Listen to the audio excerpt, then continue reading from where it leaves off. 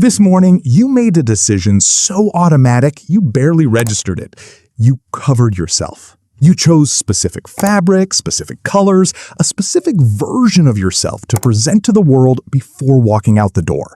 And you did it without thinking, without hesitation, as if it were simply what humans do. But there was a moment, a specific, datable, traceable moment in history when the first human looked down at their own body and felt something no creature had ever felt before: the sudden, crushing awareness of being seen. That moment changed everything. And the clothing was not the cause. It was the consequence. Here is what makes humans genuinely strange among all life on Earth. We are the only creature that experiences shame about our own bodies. Not pain, not fear, shame. The specific discomfort of knowing that someone else can see you and is forming a judgment. This requires something called theory of mind, the ability to step outside yourself and experience your own body through someone else's eyes. Dogs cannot do this. Chimpanzees barely show traces of it. But somewhere between 100,000 and 170,000 years ago, something in the human brain crossed a threshold. And the first thing our ancestors did, almost immediately, was try to control what other people could see. The evidence for when this happened comes from the most unlikely source imaginable: lice. Human body lice can only survive in clothing. They need the warmth and shelter of fabric to exist. They cannot live on bare human skin. So geneticists did something remarkable. They traced when body lice diverged from head lice, the precise moment a new ecological niche appeared. And that divergence points to somewhere between 83,000 and 170,000 years ago. A parasite preserved the timestamp of human self-awareness. The lice moved into our clothes before we even understood why we were wearing them. But here is the detail that changes the entire story. That date is tens of thousands of years before humans left Africa for cold climates, which means warmth was not the original reason. Something else came first.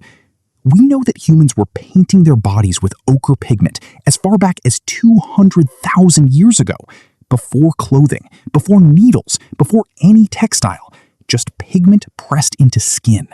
Red and yellow ochre found in caves across Africa, deliberately ground, deliberately applied. This was not accidental. This was intentional self-presentation. The desire to control how others perceived you is older than fabric itself. The first clothing was the same impulse made physical.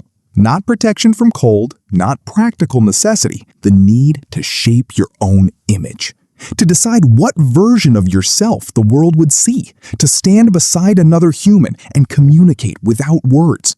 Who you are, what group you belong to, whether you should be feared or trusted or desired. No other animal makes this calculation. A peacock displays because instinct drives it.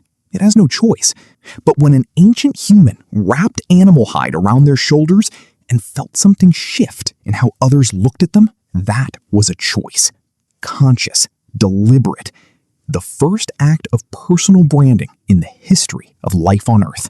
And then the climate turned hostile. Between 120,000 and 70,000 years ago, glacial cycles plunged global temperatures.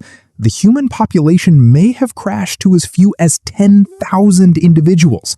We came within a generation of simply not existing.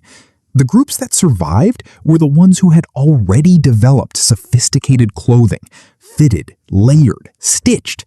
A bone needle found in Siberia dating to 50,000 years ago with a perfectly bored eye represents something extraordinary.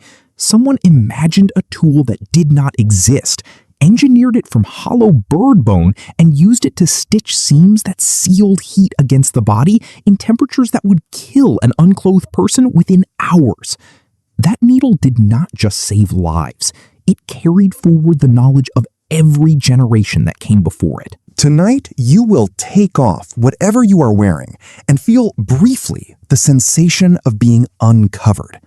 And somewhere in your brain, ancient, automatic, barely conscious, something will register that you are exposed, that someone could see you, that you are not yet the version of yourself you have chosen to present. That feeling is 170,000 years old. It was there before language, before cities, before any civilization you have ever read about. You did not learn to be aware of being watched. You were born with it. And every morning when you get dressed, you are answering the same question your ancestors answered beside a fire on the African savannah. Who do you want to be seen as today?